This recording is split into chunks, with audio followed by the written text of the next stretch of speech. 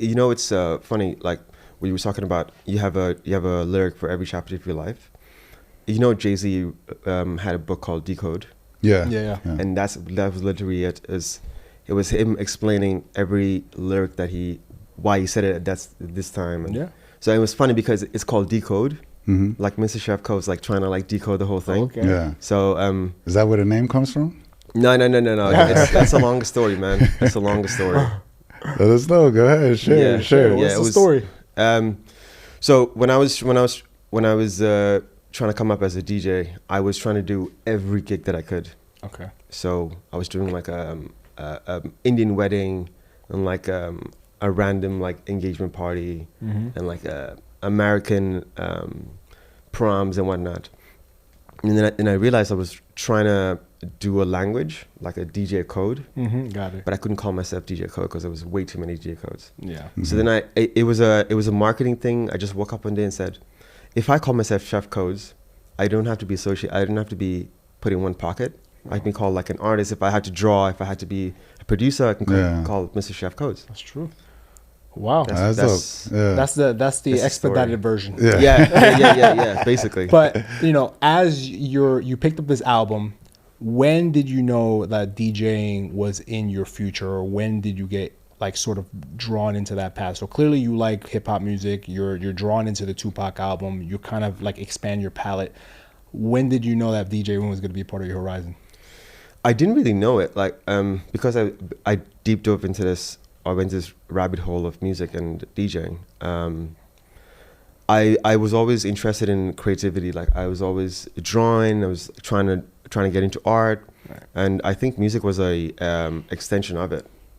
So DJing obviously is a form of creativity. It is. So I just took it under me and did all I can to learn everything I could for it.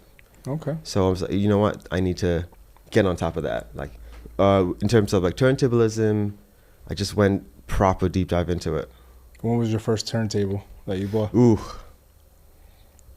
How much did it cost? It was a lot. I literally begged my mom to buy it on a credit card. Oh man. Yeah. Back in the day, credit cards when you had to do that's what it was. The paper swipes. Yeah.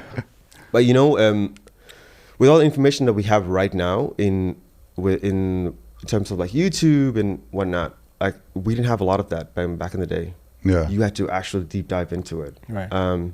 So I kind of told my mom, listen, I really want this. I'm really invested in it. I want to get into it.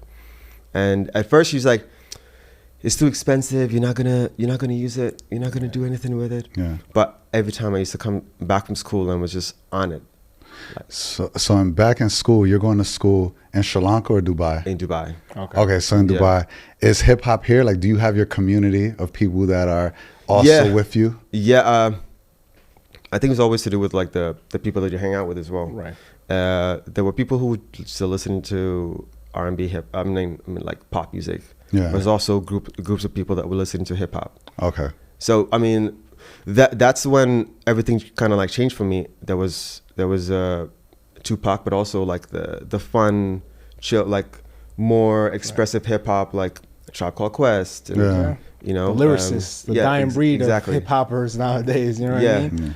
I used to got Kendrick on top. Yeah. Lyricism one. Look, if you dive deep into it, like I'm gonna keep saying that, like deep dive into it. Right. You're gonna find someone that you actually can associate with. Yeah. Because there's so many musicians, there's so many rappers out in Dubai. Not in Dubai, in the world, but that you can find some sort of connection. So you could find someone who's proper lyricist. Right. I feel like sometimes Chance also is like super conscious, but he's very expressive. Definitely.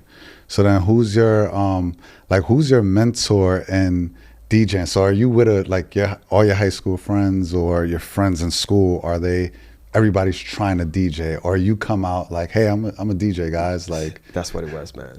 Yeah, that's what it was. Like, nobody was really getting into DJing at that time, and I was kind of the solo, trying to figure everything out by myself.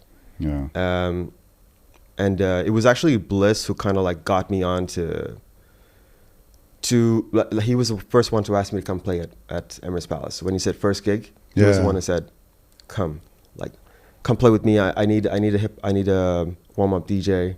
Okay. And that's what it was, man. It's I owe a lot to him, like in terms of progression and like the way you carry yourself. Because I think as a DJ and as an artist, you can't just be good at a skill. No. It's a whole package. Yeah. And Bliss was the one who kind of like put me on.